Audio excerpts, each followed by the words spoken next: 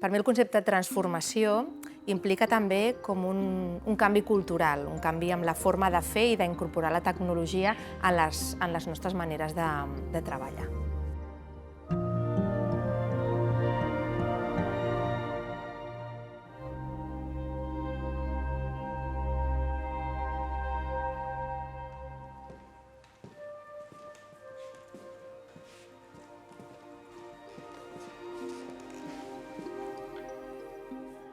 Marta, gràcies per acompanyar-nos avui a Visions. Si et sembla, comencem amb un concepte que és el de transformació digital. Si em poguessis definir per tu què és la transformació digital en el teu àmbit de treball, tenint en compte que en converses prèvies ens han dit que digitalitzar és desburocratitzar. Estaries d'acord amb aquesta definició? Mira, digitalitzar, al meu entendre, pot ser una estratègia per desburocratitzar. És una de moltes, d'acord?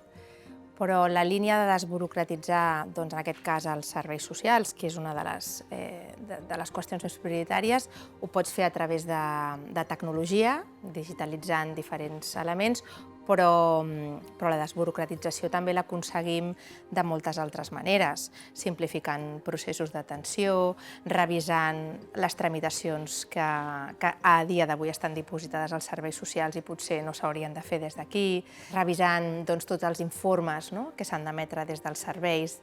D'alguna manera, la simplificació de procediments també, d'alguna manera, són elements que contribueixen a la desburocratització. I la digitalització, la transformació digital, doncs, evidentment, també, però és un element més. Des de la meva perspectiva, la transformació digital jo te la definiria dient que és aplicar les noves tecnologies dins de les organitzacions, incidint en elements com poden ser les formes de treballar, els processos que estan establerts, i, d'alguna manera, amb la transformació digital podríem dir que li dones la volta. I per mi va més enllà d'introduir tecnologia o de fer només un canvi tecnològic que passa per posar tecnologia nova, formar a la gent, tot el tema d'explotació de dades, que va més vinculat a temes tecnològics, però per mi el concepte de transformació implica també com un canvi cultural, un canvi amb la forma de fer i d'incorporar la tecnologia en les nostres maneres de treballar. Jo ho definiria d'aquesta manera. És interessant que comentis això perquè precisament la societat canvia a un ritme, a una velocitat molt diferent de com funcionen precisament les entitats de les administracions públiques o entitats que es dediquen a oferir serveis socials, assistència social.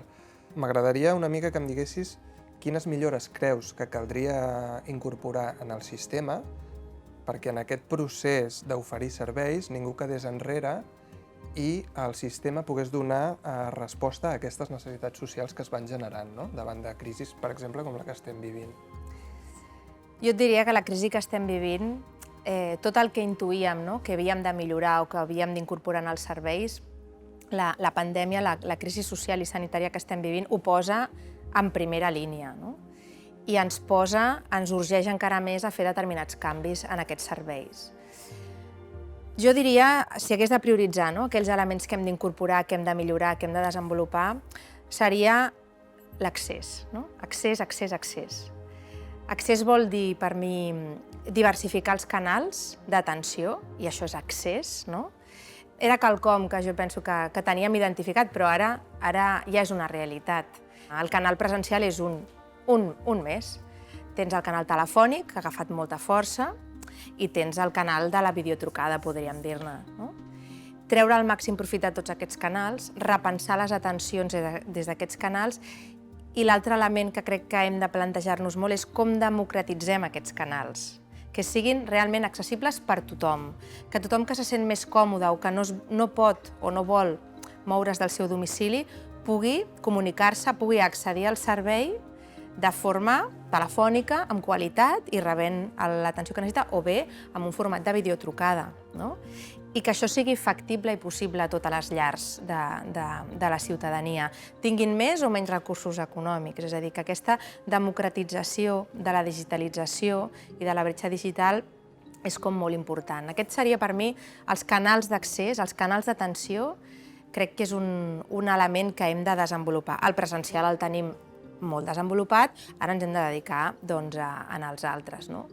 Un altre tema per mi clau és, en el camp dels serveis socials, és preparar-nos i enfortir-nos en tot el que són els dispositius primers, de primera acollida, els dispositius d'informació, els dispositius d'orientació, els dispositius d'assessorament, i més amb aquesta crisi que hi ha tants nous perfils que s'apropen als nostres serveis i que d'alguna manera la capacitat de resposta que tenies l'has de multiplicar i no et pots multiplicar. Aleshores, aquí sí que hem d'aprofitar molt la tecnologia per maximitzar aquesta potència d'informació i d'assessorament i d'orientació que per llei hem de fer. Més enllà que sigui competència dels serveis socials, tramitar o no segons quines qüestions, sí que és la nostra funció, i així ho diu l'article 17, crec que és de la Llei de Serveis Socials, el donar una bona informació i el donar un bon assessorament a la ciutadania sobre els drets que tenen i l'accés. I aquest pool, aquesta primera funció informativa, ara és més important que mai. I cal pensar si l'hem de seguir fent com la fèiem, si l'hem de seguir fent presencial, si l'hem de seguir fent de forma individual, si la podem fer de forma més grupal, de forma més col·lectiva, de forma diferida, amb altres canals, amb píndoles abans que les persones arribin a tenir un... Aquí jo crec que hem d'incorporar molts elements en els serveis de forma clara. Com creus que reduïm aquesta bretxa digital de manera eficient? Com la podem reduir? Amb tecnologia només o què més cal? Per la part dels professionals, sí, les professionals hem de fer coses. Hem de fer... D'un dia per l'altre un no aprèn a utilitzar tota aquesta tecnologia. Per tant, aquí visualitzem formació, molta, formació i acompanyament, perquè a vegades ens pensem que les coses s'aprenen amb 2 hores de formació i no és així. La gent necessita un acompanyament, sobretot en l'ús d'aquestes eines digitals, i necessitem... A l'Ajuntament també estem incorporant elements de poder observar com els professionals les utilitzen, treballen, s'hi relacionen, per veure com encara ho podem fer més fàcil, quines mancances hi ha i com millorem les eines perquè siguin més fàcils d'utilitzar per part de les professionals. Per part de les persones que atenem, jo et diria que aquí, i la pandèmia ens ha portat una prioritat de la necessitat de digitalitzar, de digitalitzar aquestes persones, afavorir la seva digitalització. Evidentment, atenem persones d'edats molt diverses, de gèneres diferents, i les necessitats són diferents. I el seu grau de digitalització, que és quelcom que ara copsàvem però potser no registràvem o no fèiem res al respecte, jo crec que passa a ser un element imprescindible a recollir. Quin és el grau de digitalització d'aquesta persona perquè pugui gaudir de tot el ventall de les maneres d'atendre-la que tenim. Aquesta digitalització pot millorar-se també i hem de pensar en programes de capacitació digital, jo penso, de les persones que atenem, que no necessàriament s'han de fer des dels serveis socials, però hem de poder canalitzar a les persones que detectem que tenen aquestes mancances. També hem de pensar en els dispositius o l'accés a xarxes wifi, per exemple, que puguin passar a ser unes prestacions quasi bàsiques a dia d'avui, i més amb el context que tenim, que són elements ara mateix imprescindibles per relacionar-te amb el teu metge, amb els mestres dels teus fills i de les teves filles, i són elements que estan ara mateix a un nivell molt bàsic perquè les persones puguin fer la seva vida. Per tant, la línia de digitalitzar les persones que atenem, captar quin és el seu nivell de digitalització, introduir 2 o 3 preguntes en el moment, per exemple, que demanen una cita o que tenim una primera entrevista per veure en aquest aspecte. Ha de passar a ser una dimensió que explorem, jo penso.